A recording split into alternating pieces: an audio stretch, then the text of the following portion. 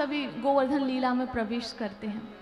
आज क्या देखा कि भगवान कहते हैं कि जब भी हम गाय चरा के वापस आते थे तो सभी गोपियां दरवाजे पे खड़ी होती थी दर्शन के लिए।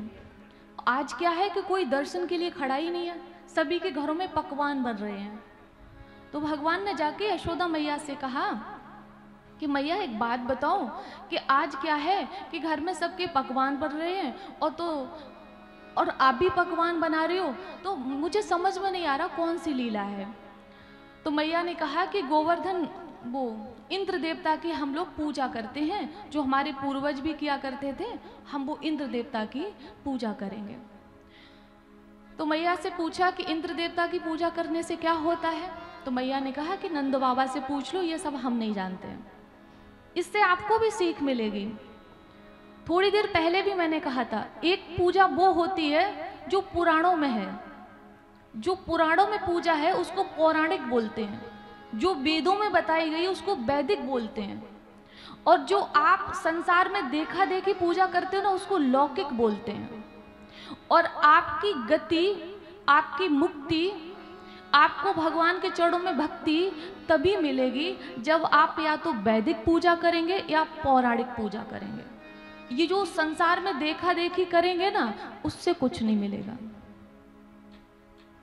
कोई एक लकड़ी का पाटा बनाया, लाल कपड़ा बिछाया, फिर 6-7 माताएं बैठ जाती हैं, फिर वो शायद लकड़ी कोई देवी बता देती हैं, शायद, मुझे पता नहीं है। फिर आपस में बढ़िया बढ़िया खाना बना के खा लेती हैं और कहती हैं ये पूजा हो गई। ये कौन सी पूजा, कहाँ लिखी है? ये पूजा नहीं होती है। इसमें तो आप अपना समय बर्बाद कर रहे हो, पैसा खर्च कर रहे हो, कुछ नहीं है। एकादशी व्रत करिए, ये पुराणों में है। सोमवार व्रत करिए, ये शिव पुराण में है। आप नवरात्रि व्रत करिए, देवी भागवत में है। ये व्रत करिए, इनसे आपको फल की प्राप्ति होगी। एकादशी कितने लोग करते हैं? बाकी लोग भोजन कर लेते हैं। देखिए, एकादशी को सभी से निवेदन है, अगर व्रत नहीं रह सकते हैं तो एक बार को नमक खा सकते हो तो, लेकिन अन्न का त्याग कर दें। उस दिन जो पाप का निवास होता है वो अन्न में होता है। अगर आप अन्न खाते हैं तो आपको पाप लगता है, तो उस दिन अन्न को अवॉइड करिए। और एकादशी के दिन तुलसी माता को ना तो जल देना और ना उनको स्पर्श करना। अगर आप उनको जल दे रहे हैं, वो निर्जला व्रत रखती हैं कृष्ण भगवान के लिए, तो उनका व्रत टूट जाता है, और जब टूट जाता है तो वो रुष्ट हो जाती हैं। अब आया दूसरा दिन, द्वादशी का। द्वादशी के दिन भी एक तुलसी मैया को तोड़ते नहीं है, जो पत्ते वगैरह आप लोग तोड़ते हो, क्योंकि उन्होंने एकादशी व्रत किया होता है तो वो बहुत वीक होती हैं, कमज़ोर होती हैं। तो उस दिन आप 2-3 बार जल दिया करो। दूसरी बात, आप लोग जो दीपक जला के रखते हो ना वो तुलसी के अंदर कर देते हो, बहुत गलत बात है।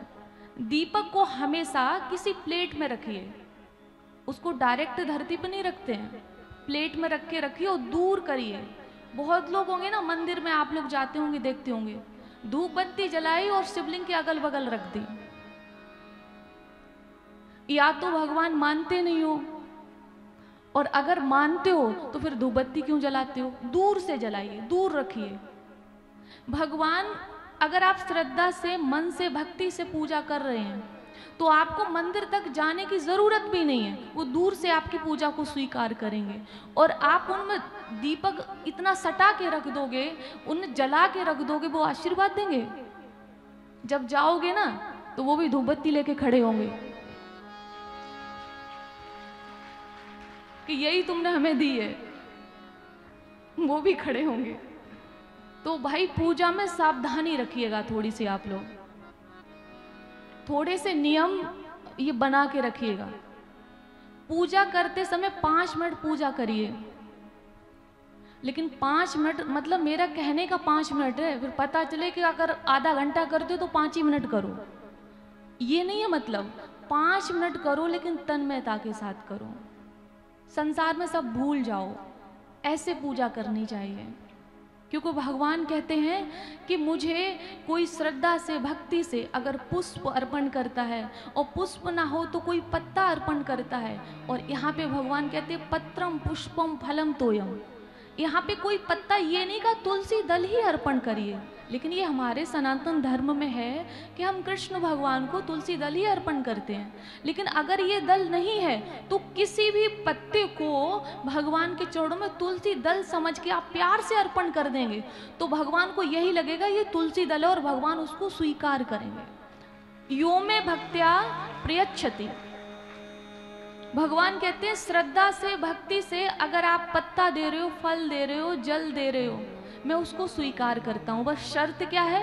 यो में भक्त्या प्रियच्छते, भक्ति पूर्वक अर्पण करो।